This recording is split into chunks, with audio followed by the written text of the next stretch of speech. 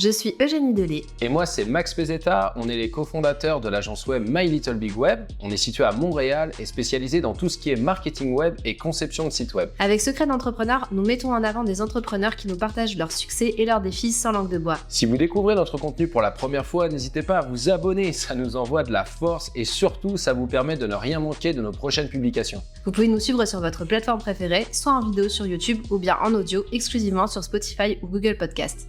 Allez, c'est parti. Comme je te le disais au départ, moi j'ai l'habitude en fait toujours de demander à mes invités, mais peux-tu te présenter? Qui es-tu finalement? Pour qu'on puisse se faire une tête. Moi, Mathieu Guénette, et à la base, je suis conseiller d'orientation. Mais je suis aussi consultant. Je fais du coaching, de l'évaluation, donc beaucoup la psychologie du travail. Puis aussi psychologie, tout ce qui touche gestion des personnalités difficiles au travail. C'est toujours le monde du travail. C'est surtout même. Tu dis que depuis 1995, je te cite, oui, ta carrière tourne autour des autres. Oui, autour de la carrière des autres. Mais pourquoi t'as punchline? Ouais, c'est ça. Mais pourquoi en fait là ça fait quand même 30 ans? Oui, bientôt 30 ans, oui, effectivement. Que ta carrière tourne autour de celle des autres. Oui, il y a eu un élément déclencheur. Qu'est-ce qui a fait que t'as décidé de faire ça? Et deux, ce qui est quand même assez rare aujourd'hui, c'est que ça fasse 30 ans que tu fais pas la même chose, mais que tu restais quand même fidèle à ta décision de départ. Il y a un fil conducteur parce que je fais beaucoup de choses, effectivement. Je l'ai fait dans différents contextes. Là, je suis à mon compte. Je travaillais dans une entreprise, une firme. Je travaillais à l'université. Mais je dirais que le fil conducteur, si j'en ai un, c'est ma carrière tourne autour de la carrière des autres. Dans le sens que autant quand je fais une évaluation, quand je coach quelqu'un pour l'aider à se développer, quand j'aide quelqu'un à s'orienter, que ce soit un jeune, un adulte, en fait, il y a toujours la notion d'aider les gens dans leur carrière à avancer, à corriger, à se diriger. Donc, pourquoi tu as décidé de faire ça? En fait, à la base, quand j'étais jeune, au cégep, là, c'est pas trop réfléchi nécessairement. J'avais envie de travailler avec les gens, mais moi, à la base, je voulais être écrivain. Oui, je vois totalement le rapport. Oui. Pas du tout. Mais en fait, le contenu m'intéressait beaucoup. Et écrire, je me suis rendu compte que c'était un métier solitaire et que j'avais peur de ne pas être en contact assez avec les gens. Puis je me disais, je me vois pas tout seul là, tout le temps. Puis que c'était ça qui m'a amené à dire, je préfère quelque chose qui a un côté social. Okay. J'interviens. Puis là, j'ai fait mes demandes en psychologie, en orientation. Puis j'avais été accepté dans les deux. Là, finalement, j'ai été en orientation. Mais finalement, la psychologie a toujours été là aussi très fort. Et après ça, la vie a fait en sorte que je me suis rendu compte que le milieu organisationnel m'intéressait beaucoup. Pourquoi? Puis, en fait, ce que j'aime, c'est que le but est clair. On sait où on s'en va. C'est concret. Oui, c'est concret. On veut des résultats. Il y a beaucoup de place à la créativité, dans le sens que si tu réussis à répondre à un mandat, à un besoin, on peut créer, on peut avoir une entente. Si j'arrive dans une école puis je dis, voici, j'ai une idée d'un service, est-ce qu'il y a une subvention? Est-ce qu'il y a, dans une entreprise, tu proposes de quoi? Tu t'entends, puis il y a du sur-mesure. Il y a une complexité aussi qui est intéressante. Et c'est marrant que tu dis ça parce que d'un côté, tu dis que tu parles de concret et d'un côté, tu dis que tu as un pied dans le côté psychologique qui est du coup pas forcément concret. Donc, mais pour moi, la psychologie, il y a moyen de rendre ça très concret. OK. Pour moi, c'est ça ma passion, justement. C'est vrai que ça peut avoir l'air abstrait à la psychologie. Oui. Mais en fait, moi, ce qui m'intéresse, c'est de se rendre compte que quand on parle des émotions, quand on parle de la personnalité, il y a moyen d'amener ça à un niveau très tangible. Et moi, c'est ce qui va m'intéresser là, dans les contenus, de me rendre compte qu'il y a quand même beaucoup de gens, il y a beaucoup de recherches qui portent à dire, finalement, ce qui semble très mystérieux peut être beaucoup plus tangible. Et on peut avoir plus d'action aussi, une possibilité d'intervenir. Quand on parle de gérer ses émotions, on se rend compte qu'on peut pas gérer nos émotions en tant que telles, mais on peut gérer les pensées qui amènent nos émotions. Puis il y a toutes sortes de, c'est fascinant là, de moyens d'arriver à ça. Mais je pense qu'on va effectivement faire un petit crochet sur ce sujet. Là, je viens de terminer un livre que je recommande à tout le monde qui s'appelle L'âme libérée. Et je suis en train, là, il me reste 20 pages de terminer un deuxième livre qui s'appelle Demandez et vous recevrez. Ah, lui, je le connais.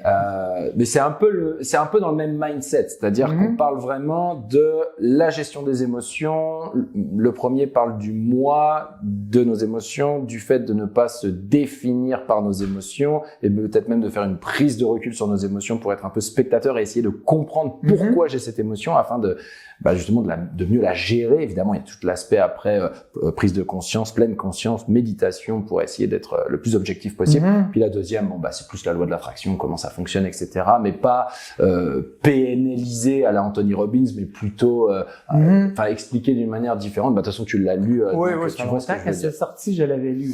C'est des ouvrages que je lis et relis régulièrement et puis maintenant, je prends beaucoup de notes parce que je me dis, la dernière fois, j'étais dans ma douche puis je me disais, mince, il parlait de quoi déjà ce livre? Et du coup, j'ai l'impression que je viens de perdre ce savoir, mais j'ai pas envie de relire le bouquin de 400 pages, tu vois. Donc bref, je prends des notes, mais ça me parle, en fait, ce que tu dis, parce qu'en te mentionnant ces ouvrages-là, tu vois que je suis un petit peu dedans. Oui. Mais le point que je voulais voir, c'est que quand j'ai regardé ton parcours, il y a écrit que tu es membre de l'Ordre des conseillers et conseillères d'orientation du Québec depuis 98 et membre de l'Ordre des conseillers en ressources humaines agréés. Et d'un autre côté, tu aides des organisations et de l'autre côté donc des adultes. Donc en fait, tu fais à la fois du B2B, B2C. Tu aides aussi donc les enfants et les adolescents. Et d'ailleurs, c'est pour ça que tu as reçu 3 prix. Oui, en fait, j'ai reçu le dernier prix, c'est pour mon balado, Les Ambitieux. Voilà, ça aussi, on va en parler. Mais moi, ce que j'aimerais comprendre, c'est derrière ces organisations-là, ces noms-là, parce que déjà, tu dors des fois. Enfin, je veux dire, comment tu t'organises?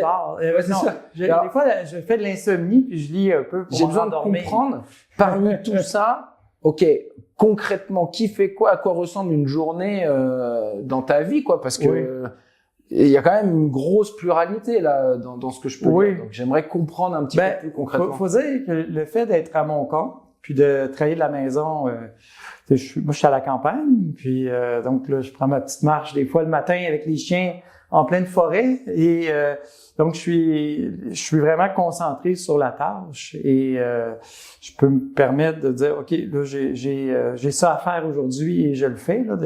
Donc je suis moins en interaction avec plein de gens autour qui des fois, moi j'ai travaillé en entreprise, là, donc je sais comment c'est des fois, là, les réunions, là, on est tiraillé ici, tiraillé là, puis que depuis 2017, moi je suis à mon compte. Mais seul ou tu as des employés? Non, moi je pourrais dire que je suis un solopreneur. Ok, d'accord, parfait. Je travaille avec des gens que je connais, des fois des partenaires à l'occasion.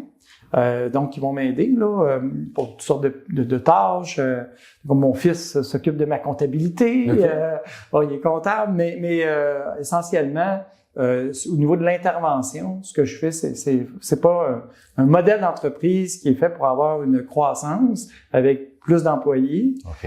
C'est plus un modèle en termes de qualité, de faire des mandats qui sont plus stratégiques, d'être capable d'avoir plus de visibilité, plus d'impact, mais c'est pas dans une optique d'avoir une entreprise avec plein de services, avec plein d'employés. Mais alors concrètement, est-ce que tu peux nous expliquer 1 ou 2 exemples de mandats pour lesquels on pourrait te contacter? Mettons, il y a des gens qui nous regardent et qui se disent super, mais concrètement, j'ai pas compris ce qu'il fait. En fait, j'ai un volet individu. Donc, un individu pourrait me contacter en me disant, j'ai besoin d'orientation. Donc, ça peut être un jeune, ça peut être un adulte. Et j'ai besoin de faire le point sur une réflexion sur ma carrière. J'ai besoin de coaching, j'ai besoin d'aide pour ma recherche d'emploi, les stratégies de recherche d'emploi. Donc, essentiellement, ça peut être des services aux individus. Donc, ça, c'est une branche vraiment spécifique.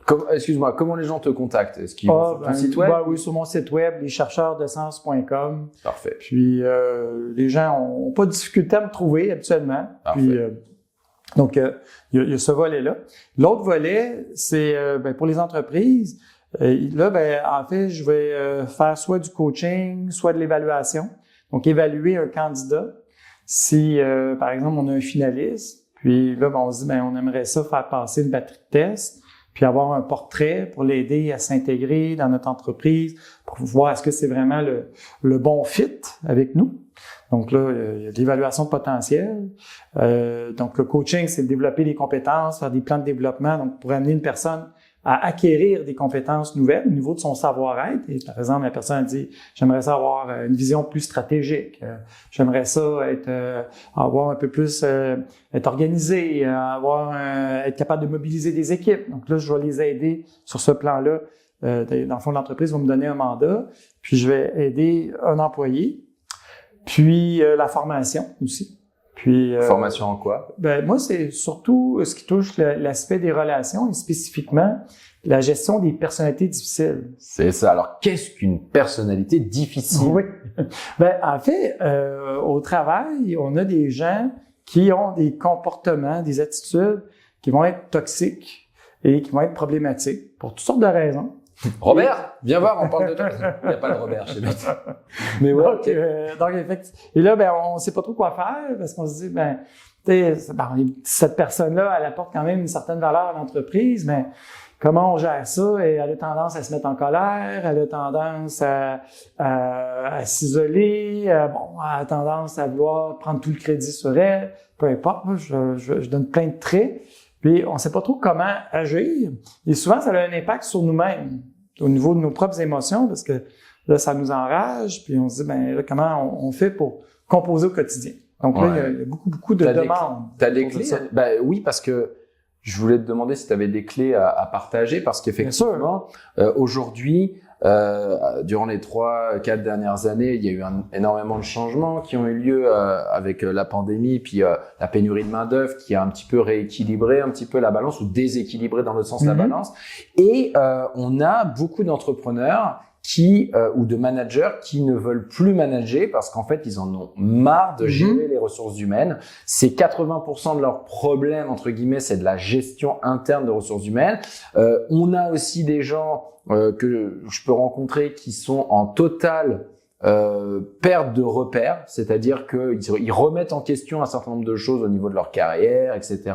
Je ne sais pas ce qui s'est passé là durant les 2-3 dernières années, mais ça crée une désorganisation quand même et surtout un flou pour les managers parce qu'ils se disent mais attends, je sais même pas vous dire si dans 6 mois j'aurai encore la moitié de mon équipe, pas pour des motifs économiques, mais pour des motifs que tout simplement ils peuvent quitter. Et ça peut générer un stress énorme sur les managers parce que c'est logique, surtout dans un processus de production. D'un autre côté, il peut y avoir des personnalités difficiles où le manager n'a plus le sentiment d'avoir le contrôle sur cette personne parce qu'il dit mais attends, je peux pas nécessairement la remplacer comme ça à cause de la pénurie de main-d'œuvre, mais je ne peux pas non plus la laisser continuer d'agir de la sorte. Donc je suis pris un peu entre l'arbre et l'écosse et ça crée une détresse psychologique sur beaucoup de dirigeants.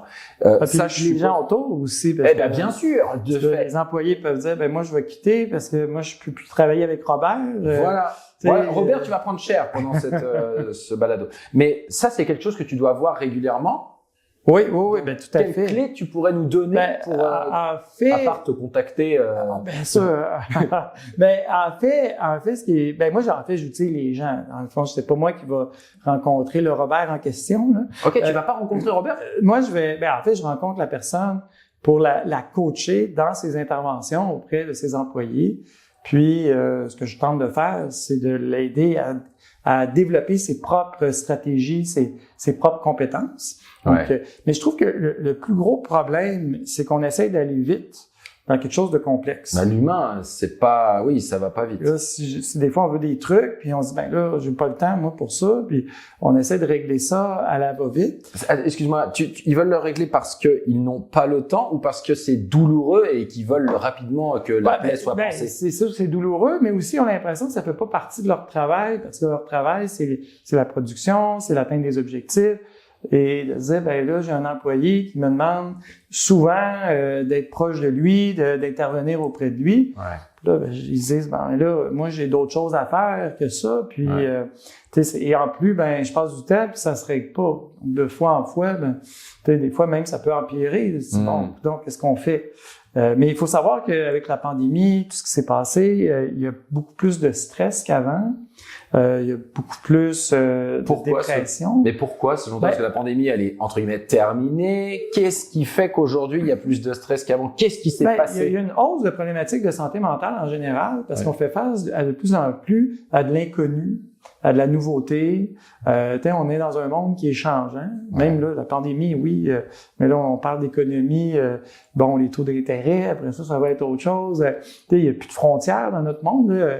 Puis c'est sûr on met beaucoup l'accent sur des éléments extrêmement négatifs, un avenir incertain, on parle d'écologie, on parle de toutes sortes de problématiques. L'intelligence artificielle qui va tout L'intelligence artificielle, exactement. Puis il y a beaucoup de clivages aussi. Les bons, les méchants, j'ai raison, t'as pas raison. Et ça crée des divisions. Donc, je pense que pour toutes sortes de raisons, on est dans un monde où il y a plus de solitude, il y a plus d'anxiété. Et ça génère des problématiques de toutes sortes, pour toutes sortes de raisons. Puis, les gens, évidemment, ça dégénère. Et les problématiques de santé mentale, c'est comme quasiment c'était contagieux, parce que si je suis entouré de gens difficiles, ça se peut que moi-même, je devienne difficile parce que je suis affecté par les gens qui sont autour de moi. Ouais, mais c'est bien de parler de ça parce que, mine de rien, je me suis rendu compte d'une chose au fur et à mesure des interventions, que les gens que je reçois parlent de plus en plus facilement de santé mentale. Mais c'est vraiment que moi, personnellement, c'est pas quelque chose vers lequel je vais t'amener nécessairement, mais les gens m'en parlent, mais ils me parlent de leur dépression, ils me parlent de leurs problèmes, de gestion des émotions, etc. Et c'est vrai que je me dis, en fait, c'est assez présent de plus en plus. Ma question est, finalement, quelles sont les solutions, parce que moi, je suis arrivé au Québec il y a 10 ans, tout est beau, tout le monde est content, les Québécois, ils sont super, tout le temps de bonne humeur. Et là, effectivement, je sens une certaine morosité dans le climat, et je me dis, c'est peut-être un hiver à passer. Est-ce que moi, je me sers des médias, de la chaîne YouTube, du balado, pour des fois aussi essayer de faire passer des messages. C'est-à-dire qu'on peut parler, évidemment, on parle d'entrepreneuriat, mais parler de santé mentale, c'est sûr et certain que sur les gens qui nous écoutent, là, il y en a qui sont concernés.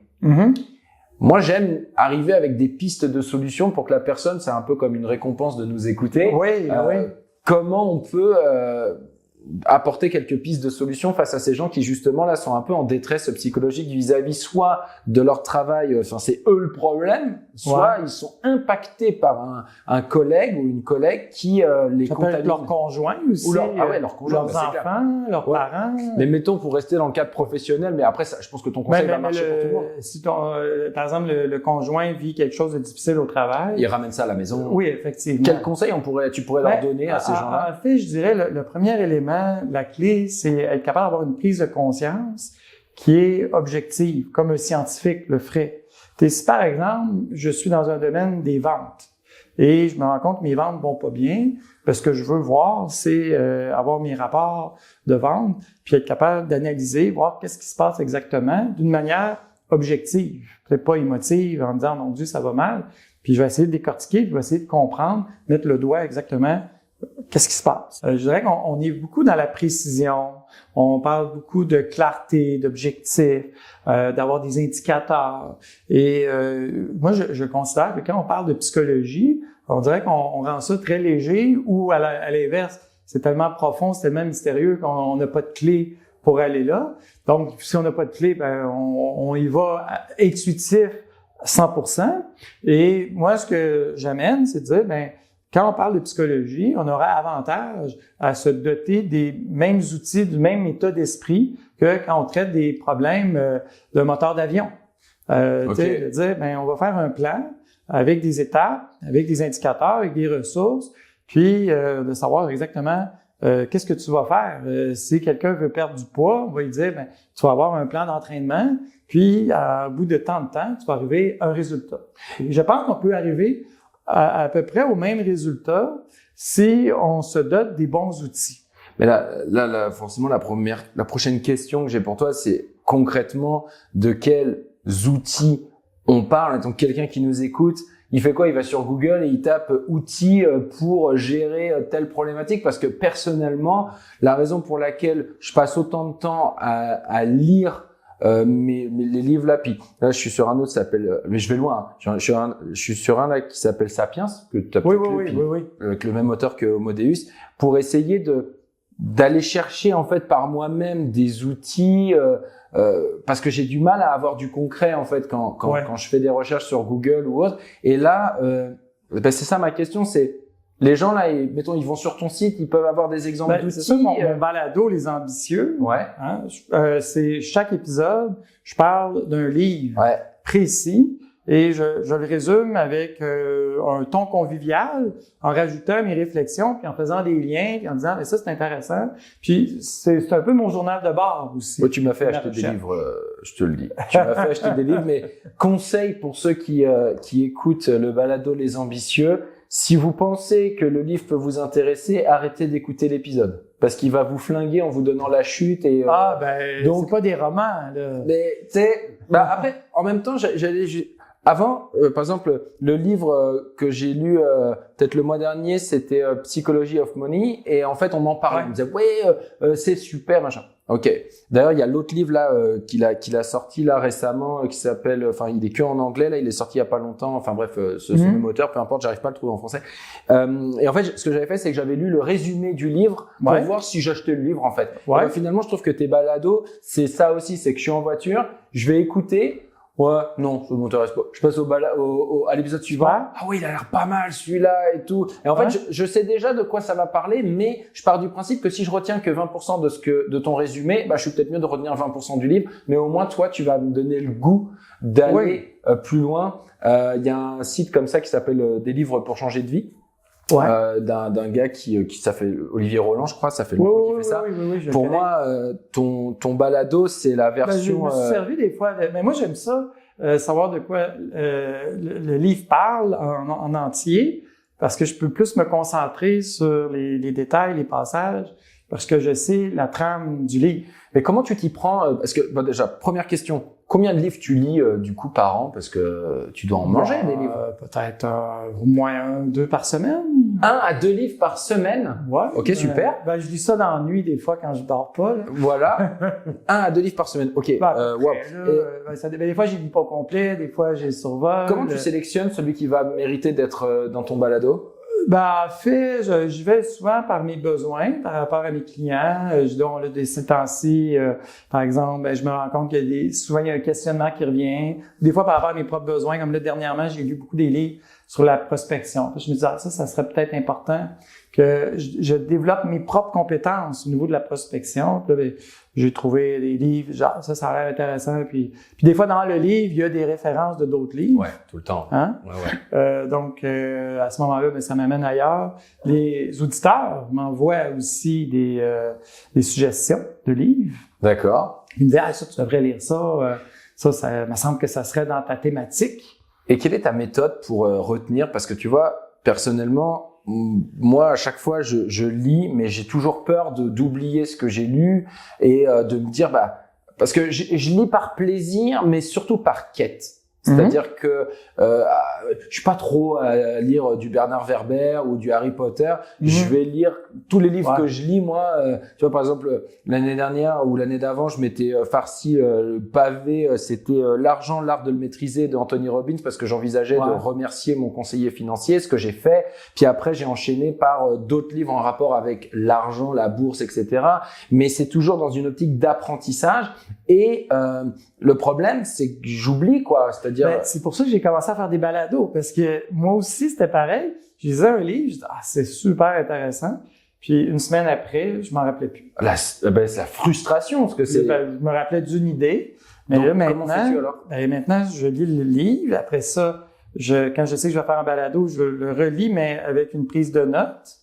Donc là, je prends des notes. Et étant donné que je sollicite mon néocortex, donc, je prends des notes, je me dis que ça, je vais avoir à le raconter dans le balado, ça serait important que je maîtrise un peu plus cette notion-là, je vais aller faire mes recherches.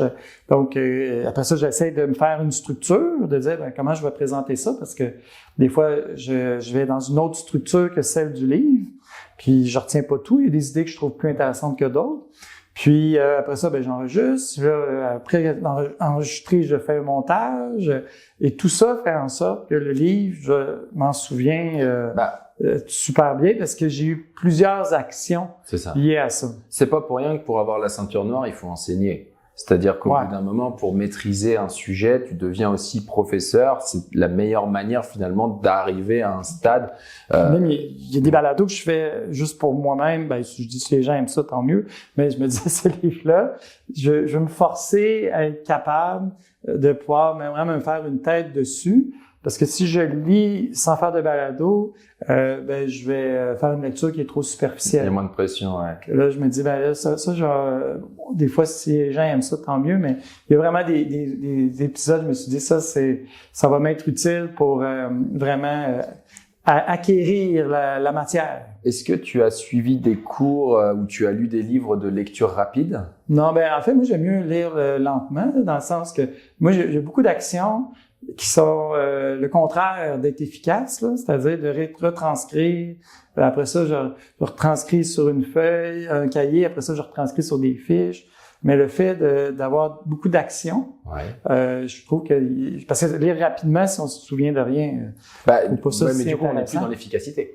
Ben non, effectivement. Que des fois, c'est plutôt le fait de reprendre des éléments qui font en sorte que l'idée a mûri. Puis après ça, des fois, je recommence des passages. Je vais changer ma structure. Puis tout ça fait en sorte que la qualité, la profondeur de ce que je fais est beaucoup plus grande. Là, toi, ton podcast, on a pu voir qu'il était dans les 1% les plus téléchargés au monde. Oui. C'est quand même pas rien. Ben oui, je suis le premier étonné parce que c'est un balado que je considère très expérimental. La preuve, là, c'est que j'y vais en fonction de mes besoins. C'est convivial. Des fois, je raconte des trucs qui très personnels. Moi, je suis grand-père. Des fois, je vais raconter des petits trucs avec les petits-enfants. Des fois, je fais des liens où je peux diverger. Pour moi, c'est un balado expérimental qui est un peu mon journal de bord. Il y a quelque chose de très personnel et de voir que c'est très écouté et c'est apprécié, ben c'est sûr que ça me fait chaud au cœur et en même temps, ça m'étonne parce que j'ai suivi des formations en marketing et sur beaucoup de plans, je considère aller à l'encontre de ce que j'ai appris. Ben c'est bien. C'est bien. Mais il y a des choses par contre que j'ai retenues et que j'applique. Donc, alors, est-ce que tu peux nous expliquer justement quelles sont les choses que tu n'appliques pas, quelles sont les choses que tu appliques? Oui, ben en fait, j'avais entendu, je me rappelle pas si je pourrais pas citer la personne, mais elle disait Internet est une table pour deux.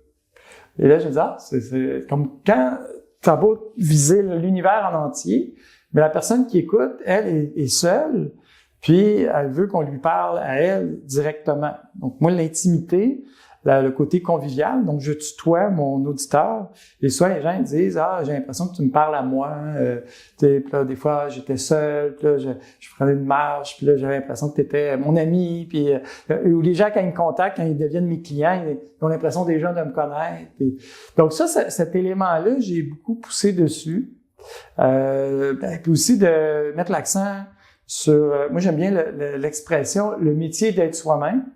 Donc, le fait d'être unique. Authentique, unique, puis qu'il y a une valeur à la personne que nous sommes. De dire, comment moi je peux être quelqu'un d'intéressant par la personne que je suis, pas juste mon travail en tant que tel.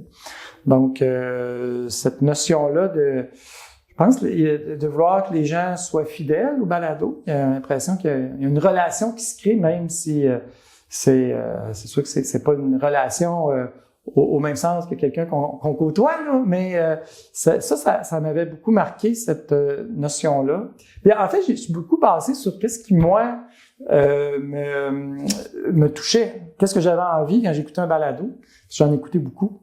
Et là, je me disais, ça, je me rends compte que ça c'est ce qui fait en sorte que je suis attaché à ce balado-là ou cette chaîne YouTube-là. par exemple. Moi, c'est sûr, Marketing Mania, j'aime beaucoup. OK.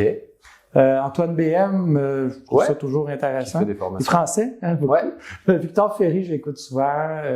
D'ailleurs, il a été invité dans mon balado. Il a accepté mon invitation. J'étais bien content. Ok.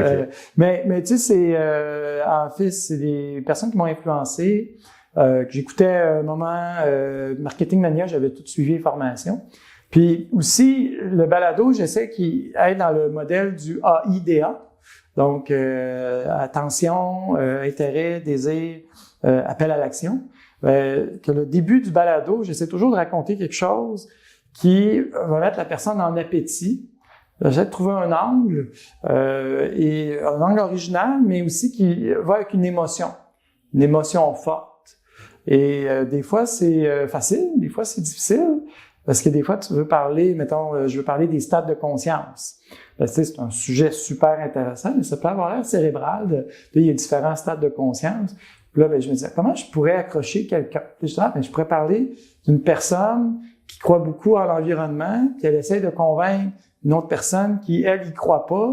Puis c'est frustrant parce que tu dis, elle devrait comprendre, je donne des arguments, c'est scientifique, puis là, et là, ça fonctionne pas. Puis là, la solution, c'est quoi? Ben, ça pourrait être de comprendre les stades de développement de la conscience et que si on peut ajuster notre grille de lecture. Donc, la problématique dans laquelle on peut se reconnaître au début fait en sorte qu'on a un intérêt à connaître le livre dont il va être question. Donc, c'est ce que j'essaie de faire. Je dis pas tout le temps que je réussis comme je voudrais, parce que les balados, je dirais, les épisodes, il y en a qui fonctionnent vraiment bien, il y en a d'autres pas tant que ça. Est-ce que tu as pu voir une corrélation? Enfin, est-ce que tu as pu voir justement des choses qui t'arrivent à comprendre un petit peu pourquoi lui il a fonctionné, ou est-ce qu'à chaque fois tu lances une ligne à l'eau et tu sais pas? J'ai des idées, mais en même temps, je me suis donné comme mission de toujours être dans le laboratoire. Donc, de me dire, si je fais les choses uniquement dans le but que je sais que ça fonctionne, pour que ça fonctionne toujours, et je trouve qu'il y a un danger à ne pas expérimenter. J'aime ça me mettre en danger. D'accord. Donc, des fois, je dis, ça, je peut-être, ça va peut-être être un bide, mais je vais être satisfait parce que j'ai pris le risque d'essayer de repousser un peu les frontières. Puis, l'auditeur, il peut m'accompagner, puis il prend un risque de se lancer un peu dans le vide avec moi. Est-ce que ton audience te guide un peu sur qu'est-ce qui est bien, pas bien, comment améliorer les choses? Est-ce que tu as des retours justement de certaines personnes? En fait, il y a des épisodes qui ont énormément de retours. Donc là, dans ce temps-là, je me dis, OK, là, je sais que je touche un sujet chaud. Et il y en a d'autres, après, pas du tout. Mais des fois, par exemple, il y a des balados qui ont beaucoup d'écoute, mais pas de retour. Là, je vois les statistiques. Donc, si je parle d'un sujet pratique, mettons, comment réseauter, là, les gens vont moins ça leur parle moins dans les émotions, mais je vais voir que, OK, il y a beaucoup d'écoute. Puis si ça parle d'un sujet, comme un exemple, il y a un épisode, l'épisode 92, ça s'appelle... T'as une bonne mémoire. À la minute 18, je dis à un moment, la machine. Ouais, ça. Je sais pas pourquoi j'ai tendance à me... Le 18, c'est la semaine de 4 heures. C'est ton système contre le système. C'est tout. Que se passe-t-il à l'épisode 92? 92, ça s'appelle « Es-tu surdoué, mais adapté ?» Puis je parle de la théorie de la désintégration positive de Dabrowski, qui est pas quelque chose de très connu. Oui, je pense qu'on va passer un bon moment. Vas-y, dis-moi en plus. En fait, le titre du balado, c'est « Es-tu un surdoué, mais adapté ?» D'accord. Et là, j'ai eu énormément de gens qui se sont reconnus. Qui disaient, enfin! Forcément. c'est l'histoire de ma vie. C'est ça. Mais, je me disais, OK, là, j'ai touché quelque chose, là, avec un thème comme 98% de ton audience est surdouée, c'est ça? Je pense que les clients que j'ai, quand même, c'est des gens qui, souvent, font face à une certaine complexité des fois, je veux pas généraliser, leur donner des compliments, mais souvent, c'est des gens qui, leur défi, c'est de dire, j'ai de la difficulté à trouver quelque chose qui répond à la personne que je suis. J'ai l'impression de pas me faire comprendre. Donc, mais je pense que j'attire quand même des gens qui se reconnaissent dans le contenu du balado. C'est quelle tranche d'âge à peu près ton audience? Je dirais, c'est sûr, c'est varié parce que j'ai des jeunes, Mais ça, c'est différent, c'est les parents qui me contactent. Mais je dirais 35, 55 ans. OK. Donc c'est quand même, j'allais dire, une clientèle plutôt jeune, parce que j'ai 36 ans. Ah, oui. Donc, même très jeune, on peut le dire. Oui. Mais OK, parce que tu dis, il y a des parents qui te contactent par rapport à leur adolescent, et ils cherchent des réponses vis-à-vis de l'adolescent, parce que finalement, c'est drôle parce que, enfin, c'est pas drôle du tout ce que je vais dire, mais on en parlait en tout début, on parlait de santé mentale, de détresse, de solitude.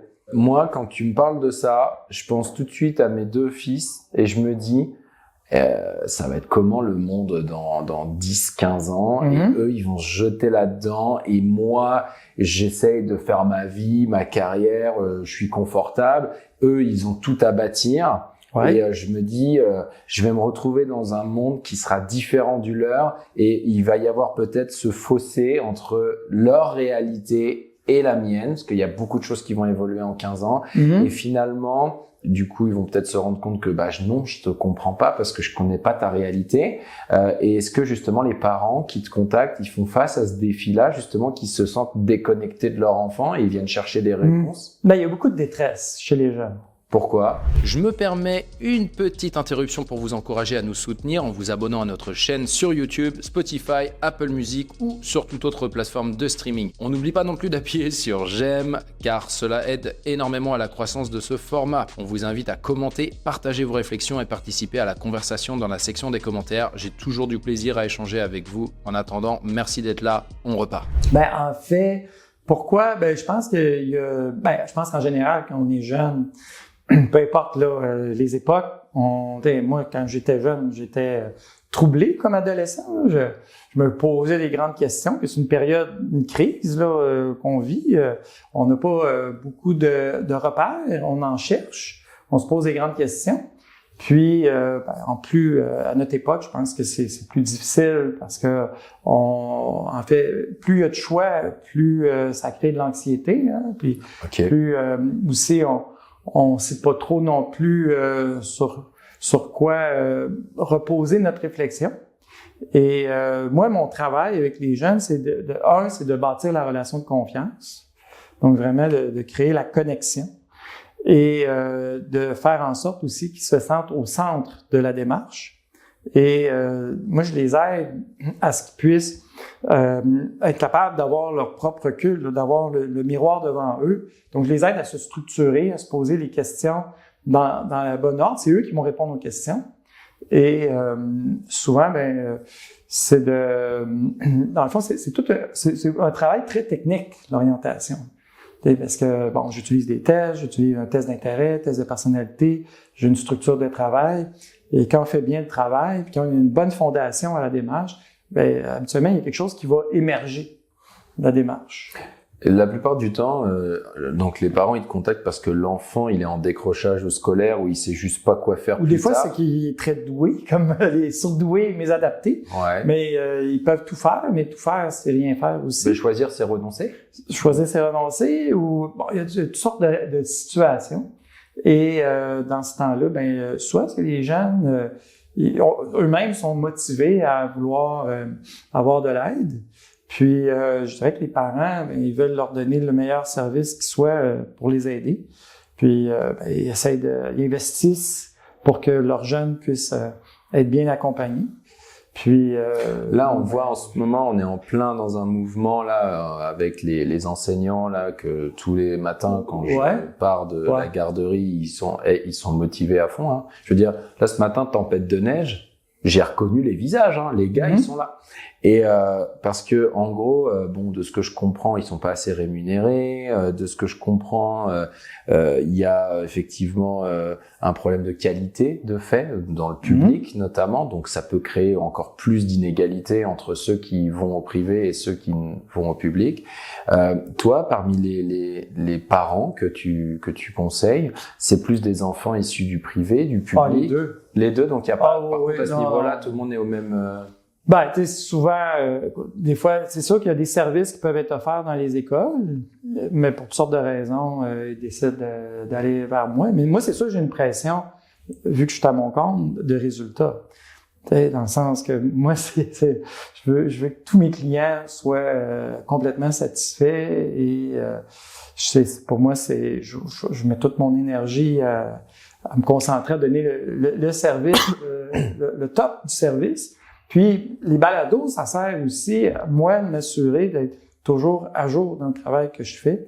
Que c'est sûr que je me mets une énorme pression pour donner un service qui est bon, je veux pas avoir l'air prétentieux en disant que ça, mais j'essaie de voir comment je peux donner le meilleur service qui soit sur le marché. Puis ton balado, il te prend combien de temps par semaine ou par mois? Ben en fait, si j'exclus la lecture, mettons, parce que le temps de le lire, ben tu sais, je dirais à peu près une journée en entier, mais je fais pas ça d'un coup. Là, par semaine?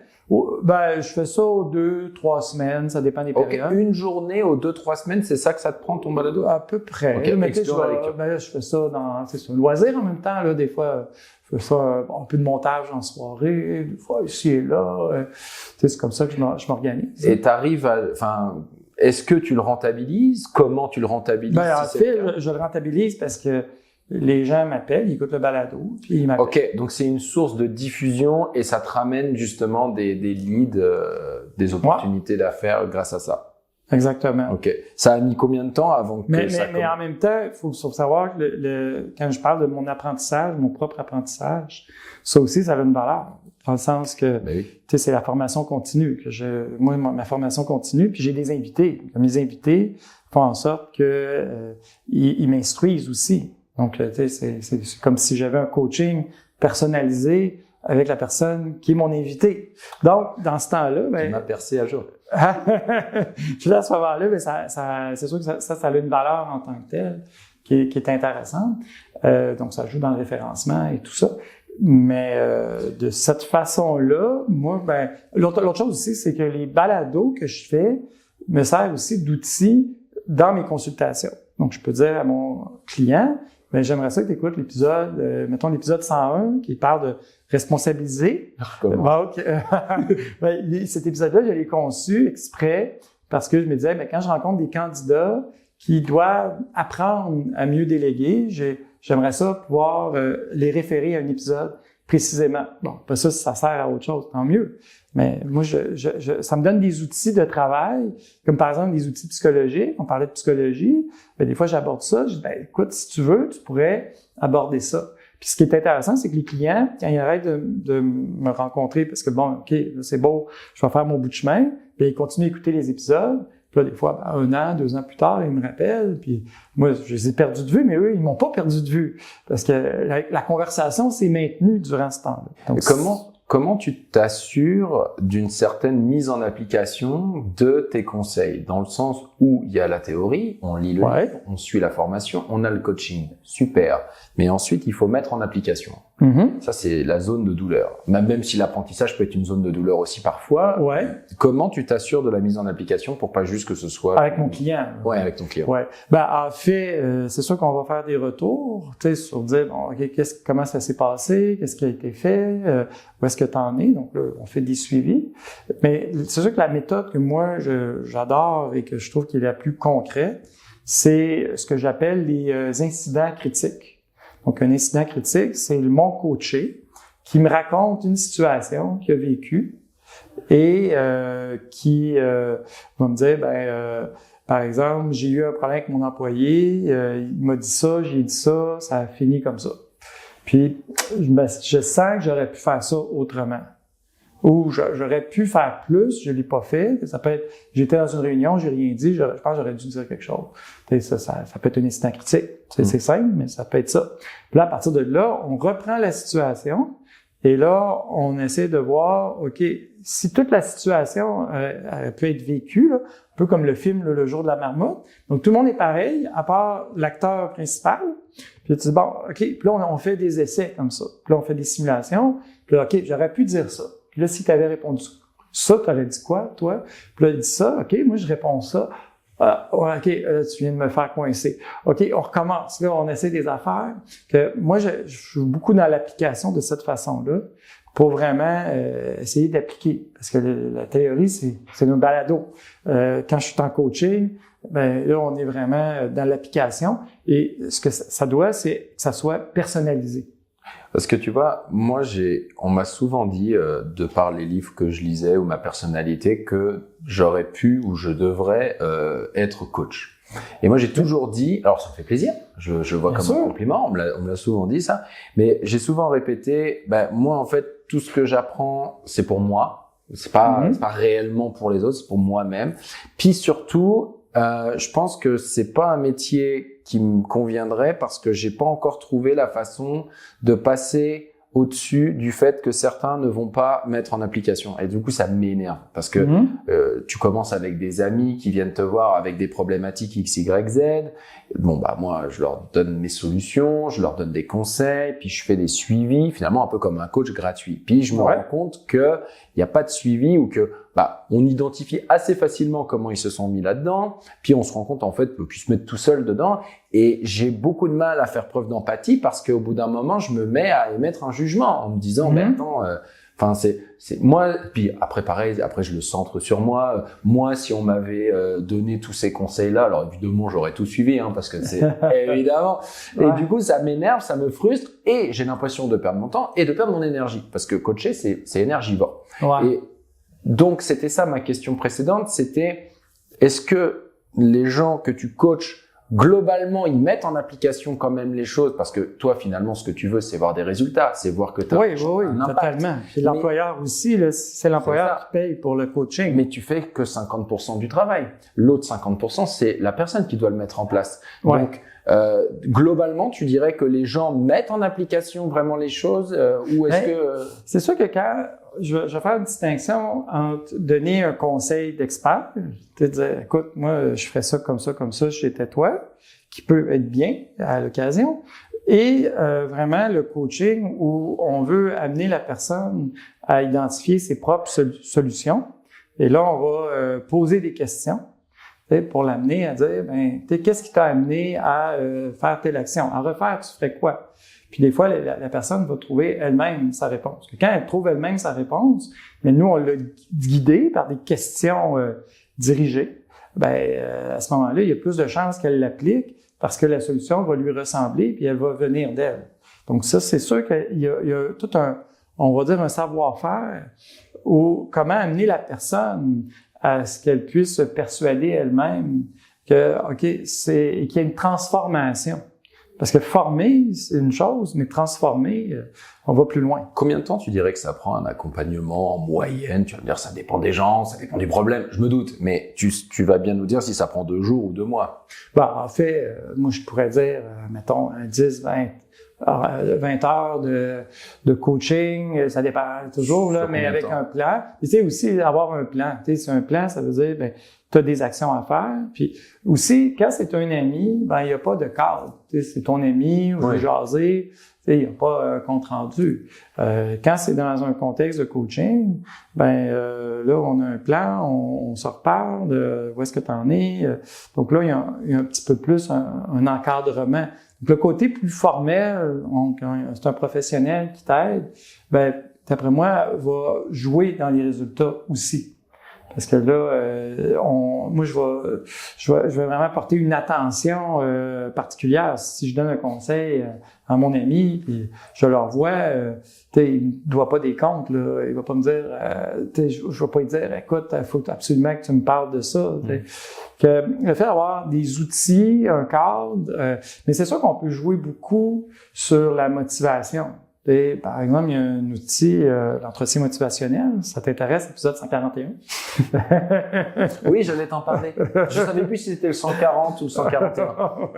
Donc, mais moi, j'ai trouvé ça fascinant parce que les médecins qui donnent des conseils à des patients, qu'on soit le fumeur ou la personne qui a du diabète, qui aurait un pouvoir sur son état de santé, mais qui écoute pas les conseils, c'est sûr que pour le médecin, c'est extrêmement frustrant. Il peut retrouver le même problème en éducation, en travail social. Bon, ce qu'on s'est rendu compte, c'est qu'on pouvait réussir avec une méthode qui est l'entretien motivationnel, qui va vraiment nous permettre d'avoir un impact. Et là, on a un processus, là, je vais vous raccourcir ça, mais il y a un moment où on va parler de l'évocation Donc, ça veut dire quand on veut que la personne se mette en action et se mette en action d'elle-même parce qu'on la sent pas si motivée, engagée, ben on va lui poser des questions sur l'importance que ça a. On va revenir au pourquoi. Donc, avant d'aller dans du comment, ben on va parler du pourquoi.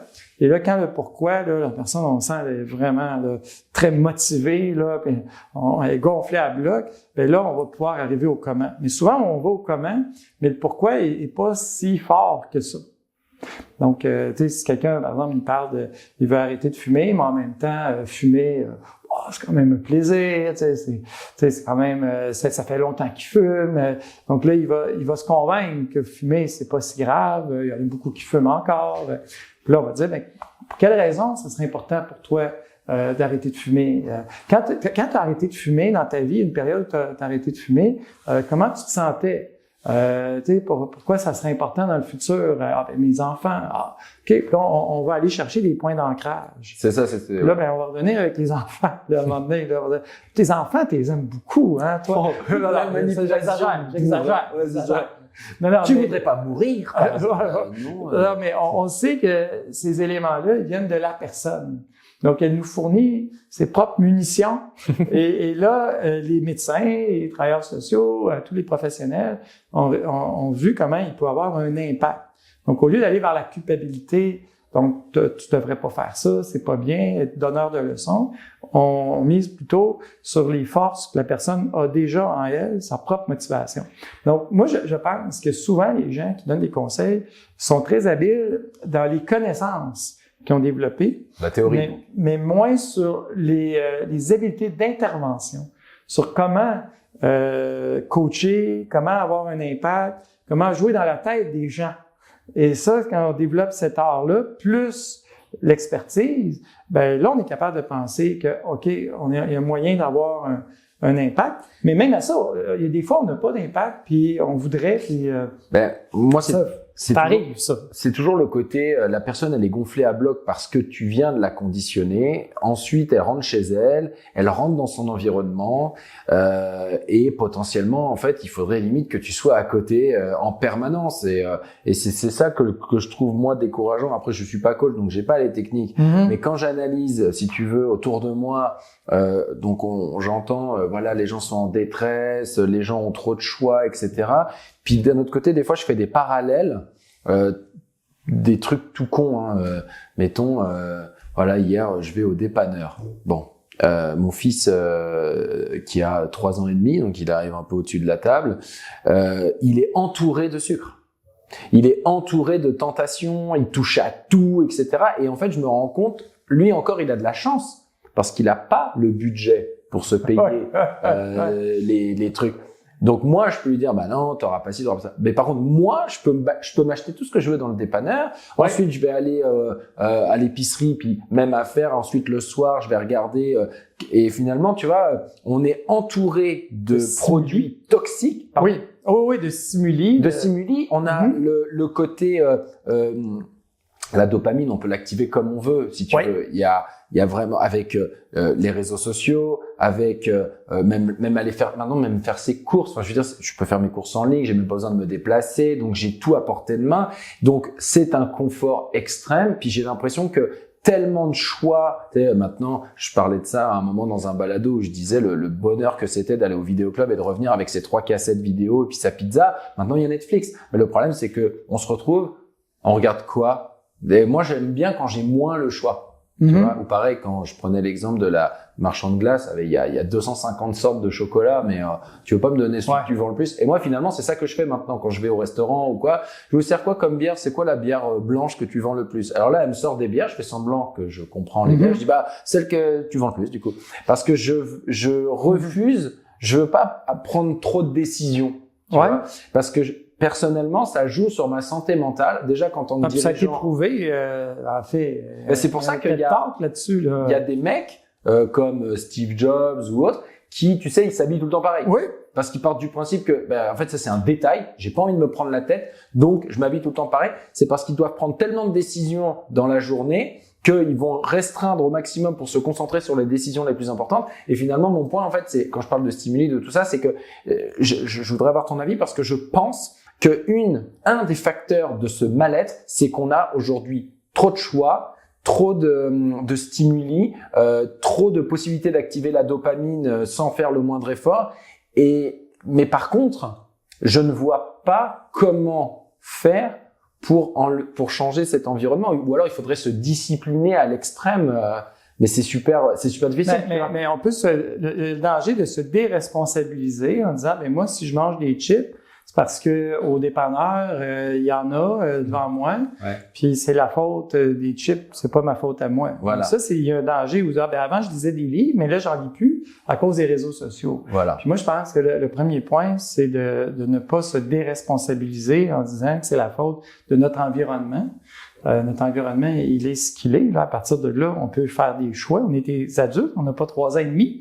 On peut se dire, OK, moi, voici ce que je trouve important. Et à partir de là, je me donne une ligne de conduite. Mais ça, c'est on part de nos objectifs. Ça nous prend une certaine discipline, un certain recul. Mais je pense que à partir du moment où on voit des gains, à arriver à ça, il y a moyen d'y parvenir, là. Mais je comprends, je suis d'accord. Après, j'ai une image qui me vient et j'aimerais bien avoir ton regard là-dessus. Oui. À la garderie, mon enfant, il fait partie, il est grand de taille, mais surtout, il fait partie des enfants les plus minces. Parce qu'à la maison, je me souviens même pas la dernière fois qu'il a mangé des chips parce qu'il y en a pas à la maison. Je dis pas qu'il bouffe que du soja et des graines là, mais il mange quand même relativement santé. Sa mère, elle mange pas de viande, elle lui file des légumes, etc., machin. Et quand je vois à la garderie des enfants qui sont surpoids, la majorité, alors après moi j'analyse les parents qui le sont aussi, on s'entend. Personnellement, je me dis waouh, c'est l'enfant là, en partant du principe qu'il a aucune maladie en particulier, en partant pour me baquer sur toutes les mauvaises langues qui pourraient dire que mais il a des gros os. Oui, non, d'accord. En partant du principe qu'il a des os normaux, il est déjà intoxifié. Ouais. Donc va ensuite faire les bons choix quand depuis tout petit t'as été nourri aux produits transformés, au sucre et mais c'est sûr que si l'environnement autour de nous évidemment des mauvaises habitudes, c'est plus difficile après de dire je fais fi de ça et puis je parle de ça mais tangente. Je pense aussi j'avais vu je sais plus il y a pas longtemps que en gros les produits de première nécessité ont augmenté de genre 30% en termes de prix. Je peux comprendre que la personne, les parents n'ont pas forcément les moyens d'acheter la petite viande bio à $50 le kilo et que tu donnes à manger ce que tu peux quoi en fonction de tes moyens. Mais ça aussi, si tu veux, je pense que l'alimentation joue aussi sur la santé mentale et que l'économie actuelle fait que les produits de première nécessité sont de plus en plus chers et que de fait, ces gens-là, ils s'intoxifient et ils tombent dans une espèce de dépendance entre guillemets. Rajoute à ça les potentiels problèmes financiers qui fait que t'as juste envie de t'anesthésier le cerveau à coups de pack de bière et tu tombes dans une espèce d'engrenage là qui c'est quand même pas évident de se sortir de là. En fait, je trouve que tout est un peu lié. Je dis pas que c'est c'est sûr qu'on vit dans un système où il y a beaucoup d'influence autour de nous et ça demande toute une force de caractère, discipline. Mais moi, franchement, je trouve que de passer à travers.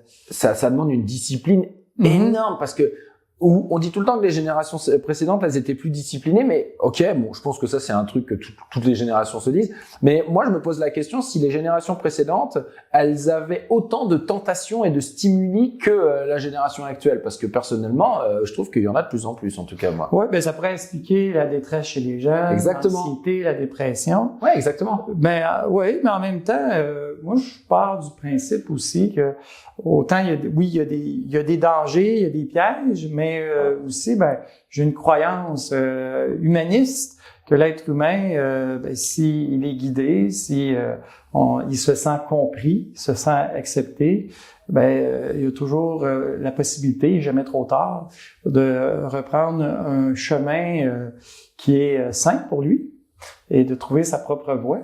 Mais le problème, c'est que je trouve que des fois, on peut vite tomber à donner des leçons. Et quand les gens se font donner la leçon, ils n'ont pas envie d'écouter. Au contraire, ils ont plus envie de rester dans leur voie. Moi, par exemple, quand je parlais de personnalité difficile, on parle de problématiques vraiment graves. Là. On parle de comportements problématiques. On parle de quelqu'un de narcissique. Donc, quelqu'un de narcissique n'a pas envie de le trouver sympathique. Là. Il est très arrogant, il prend beaucoup de place, tout ça. Puis, est-ce qu'il y a moyen de commencer par de l'empathie? Et moi, j'aime bien la phrase de Spinoza, ne pas déplorer, ne pas maudire, mais comprendre. Puis, si on arrive à comprendre, à entrer vraiment dans le cœur de la personne, de comprendre qu'est-ce qui se passe, c'est là où on est capable d'avoir une réelle connexion. Et c'est de cette connexion-là qu'on est capable d'avoir un impact sur les gens. Et moi, il y a un auteur que j'aime beaucoup, Carl Rogers, en psychologie. Et lui, il disait... Épisode 77? 62. Ah, ok. Je les ai pas encore appris par cœur. Ouais, donc, ça s'appelle « Sois entier ». Parce qu'on est beaucoup porté à vouloir se transformer en un bon humain. Mes qualités, mes défauts, puis moi-même, je contribue à ça. J'évalue des gens dans le cadre de leur travail. Donc, je contribue d'une certaine manière à faire la liste des qualités, la liste des défauts, puis soit plus ci, soit moins ça. Et je trouve que cette tendance-là fait en sorte qu'on devient extrêmement complexé et en bout de ligne, c'est ce qui fait en sorte que on va demeurer dans le problème. On va dire, écoute, j'ai pas de volonté, j'en ai jamais eu, j'en aurai jamais, je vais continuer. Veux-tu m'épouser? On se compare à du monde qui sont mieux. Puis là, on se dit, regarde, c'est sûr que avec c'est ce qu'on dit là sur les réseaux sociaux, on voit comment les vedettes, les gens extraordinaires sont drôles, sont beaux. Puis là, à côté, on a l'impression d'être pas grand-chose. Puis moi, je pense que Carl Rogers, ce qu'il disait, c'est que c'est une personne, en fait, à partir du moment où elle s'accepte telle qu'elle est, c'est là qu'elle va changer. Et c'est très paradoxal. Parce que à partir du moment où tu t'acceptes, tu peux changer. Pourquoi il dit ça? Parce que, en fait, quand quand tu t'acceptes pas, t'es beaucoup dans un combat contre toi-même. Parce que t'es toujours en train d'essayer d'imiter des comportements, de dire, je vais essayer de méditer, je vais essayer de manger bien, je vais essayer de faire ça, mais ça tient pas la route parce qu'on a l'impression que c'est comme quelque chose d'artificiel. C'est comme si c'est le monde extérieur qui nous impose quelque chose. Mais quand ça vient de nous, quand on apprend à s'accepter comme on est, on n'est plus dans une guerre. Parce que ce que j'ai remarqué, et je le vois par les tests de personnalité, c'est que, oui, il y a du clivage entre les personnes, donc les méchants, les gentils, mais il y a du clivage aussi à l'intérieur même de la personne. Et un peu comme la personne qui décide, à partir de maintenant, je vais être une bonne personne, je vais bien manger, je vais faire mon entraînement, je vais faire du bénévolat, puis là, elle décide, là, elle va suivre la voie. Et après une semaine, des fois 2 semaines, des fois c'est moins, des fois c'est plus, elle craque. Puis là, elle est frustrée, elle a envie vraiment de se laisser aller, elle a l'impression d'étouffer. Puis là, quand elle craque complètement de l'autre bord. Un peu comme l'histoire de Dr. Jekyll et Mr. Hyde. Le Dr. Jekyll, il est super gentil, il est fin. Puis, il y a une autre facette de sa personnalité qui est le Mr. Hyde, la partie cachée, Hyde. Et je trouve qu'on fonctionne souvent comme ça. Donc, c'est pour ça l'idée du soi entier, c'est qu'on se divise en deux. Et c'est comme s'il y avait un combat en nous-mêmes constant. Et ça, on passe son temps à se détester. Si on apprend à s'accepter, de se réconcilier avec l'ensemble des parties, là, on est capable d'avoir un plan de match puis de dire, OK, à partir de là, je le fais pour les bonnes raisons, je le fais parce que ça vient vraiment du dedans.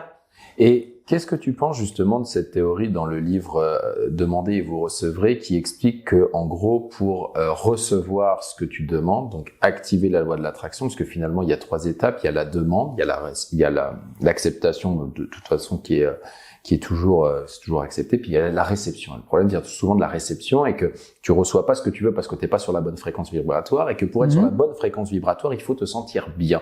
La problématique, c'est que souvent, au lieu de se concentrer sur ce qu'on désire, on se concentre sur le fait de ne pas encore avoir ce qu'on désire. Donc, on se concentre pas sur le fait d'avoir, mais de ne pas avoir. Et de ce fait, quand tu parles de dualité, moi, ça me fait penser à ça. Ça veut dire que du coup, on n'est pas sur la bonne fréquence vibratoire parce qu'on se sent mal, etc. Puis on retourne dans cette espèce de cercle vicieux plutôt que d'être dans le cercle virtueux.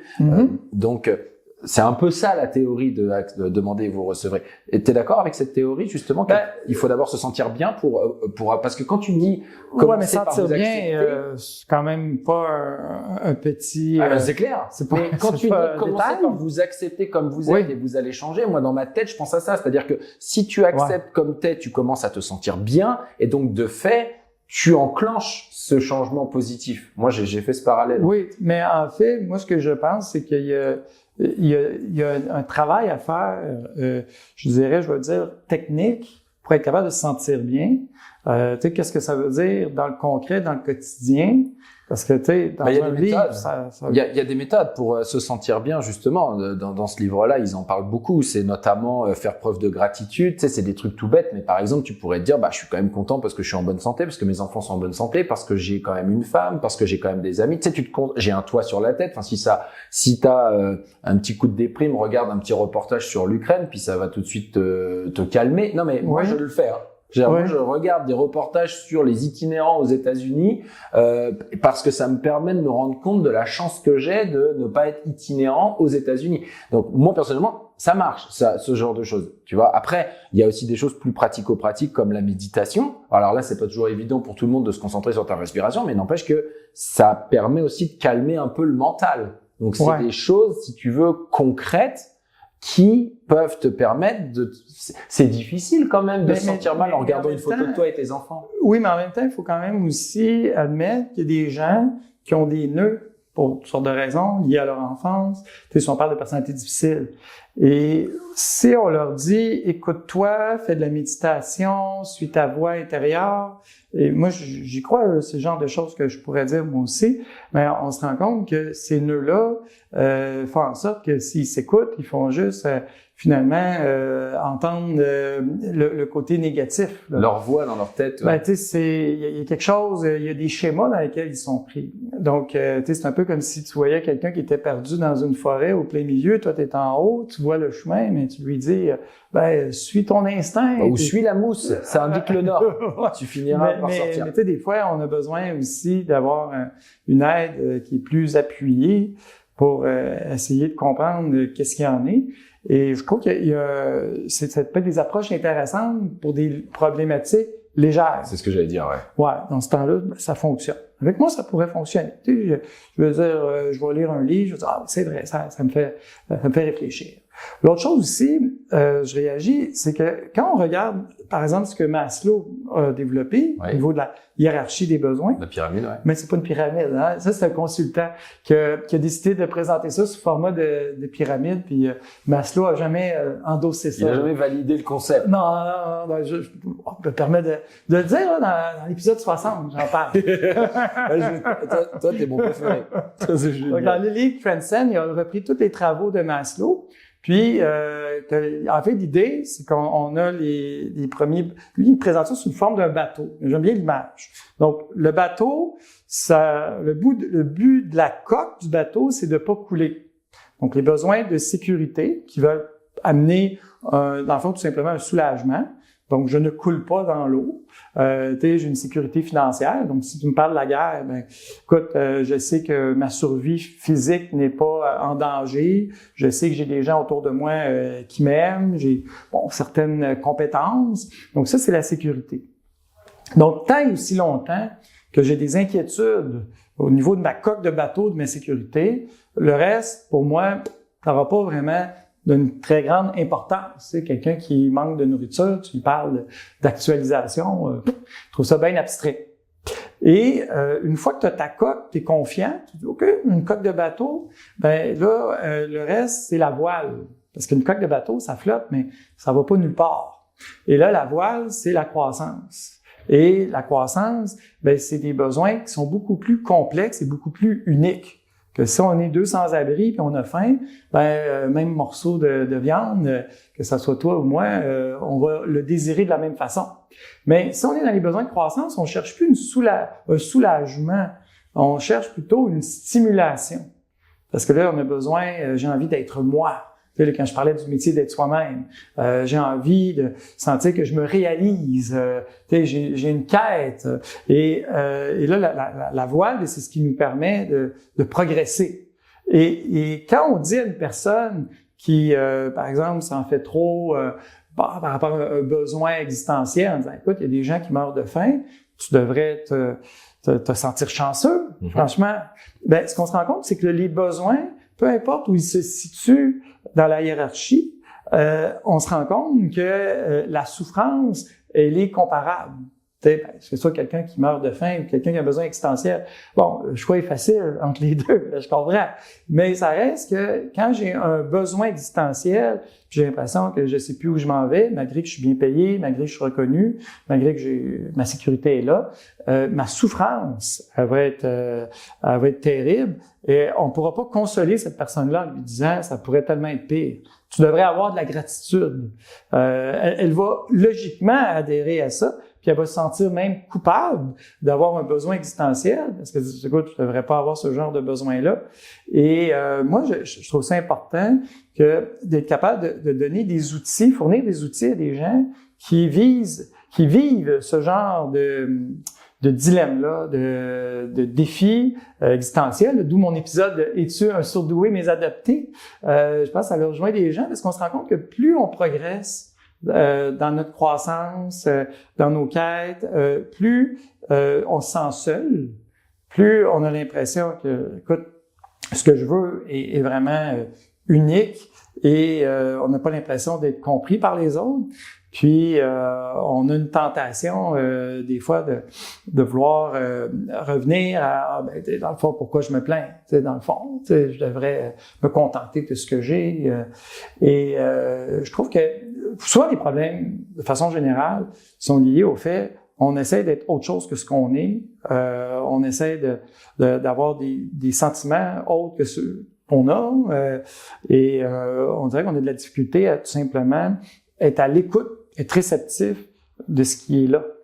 Je comprends. Pour conclure, est-ce que tu aurais 2-3 livres à nous conseiller entre l'épisode 77 et le 92? Non mais ou alors je peux poser la question différemment. Quels sont par exemple les 2-3 livres qui t'ont marqué parmi les 914 que tu as pu lire au cours de l'année? Ben en fait, est-ce qu'on pourrait être plus spécifique? Marqué dans quel sens? Oh là là, qui t'ont marqué. Disons que voilà, tu aurais 2-3 livres à conseiller un peu à monsieur et madame tout le monde là qui nous écoute et qui dit j'aimerais ça travailler sur moi-même par exemple, donc pas de la vente ou quoi. On va plutôt parler de mettons un livre de développement personnel. Ah, c'est bon. Un livre business. Oui. Voilà, par exemple. Et un livre de ton choix, là, que, voilà, ça peut sortir, un livre qui te vient en tête, comme ça. Bon, écoute, j'aime ça, c'est bien. En fait, c'est sûr qu'il y a un épisode que j'ai fait qui s'appelle « Deviens ton propre psy », qui est l'épisode 14. Voilà, je me disais, je l'avais sur le bout de la langue, Les ambitieux, qui est sur le livre de Feeling Good. Donc, c'est un livre qui parle des distorsions cognitives. Et je trouve que c'est une belle porte d'entrée à une personne qui vit de la détresse, parce que c'est une approche, le titre du balado « Deviens ton propre psy », qu'on peut acquérir pas mal par soi-même, parce que c'est simple, mais c'est extrêmement efficace. Okay. Et ça a eu même des effets beaucoup plus efficaces que la médication. Donc, ça a été prouvé là en laboratoire. Et ça pourrait être une bonne base. Souvent, je le conseille à un client. Pour le développement personnel. Sur le côté business, écoute, ce qui me vient en tête, dernièrement, j'ai bien aimé lire le Spin Selling. Donc, ça va être celui-là. C'est l'épisode 147. Voilà, exactement. Donc, le Spin Selling. Il est en français ou il est il a été traduit. OK. Mais c'est une méthode qui, moi, m'a beaucoup influencé sur comment faire de la vente, mais en amenant une vraie relation, parce que pour moi, la vente, j'avais la perception, c'était le vendeur là, qui essaie de mettre de la pression puis qui veut closer absolument. Puis ça m'a beaucoup marqué, ce modèle-là. Puis un livre, je vais prendre le dernier, l'épisode 150, qui vient de paraître, sur le livre « Lettre à un jeune poète ». Des fois, quand je parlais d'expérimentation, c'est un livre, c'est une correspondance là, qui date au début en 1904 à 1908. C'est un poète qui parle à un autre poète, mais les conseils qu'il donne, c'est des conseils, je dirais, qui peuvent s'appliquer à maintenant pour comment trouver sa voix, on parle de s'écouter. Et moi, je l'ai transposé dans un contexte d'orientation. Que j'ai repris des passages, que si quelqu'un a envie de se lancer dans une voie un peu différente de ce qu'on est habitué, moi, j'ai structuré de quoi autour de ce livre-là. Ok, parfait. Donc, épisode 150, on va aller regarder ça. Et en tout cas, merci, j'ai pas vu le temps passer. Je m'impose d'une durée maintenant mon équipe m'impose une durée. Je pourrais parler avec toi jusqu'à pas d'heure. Super. Donc, merci. Franchement, merci. Tu nous as donné beaucoup d'informations. J'ai pas vu le temps passer. C'était vraiment cool. Il est 16h26.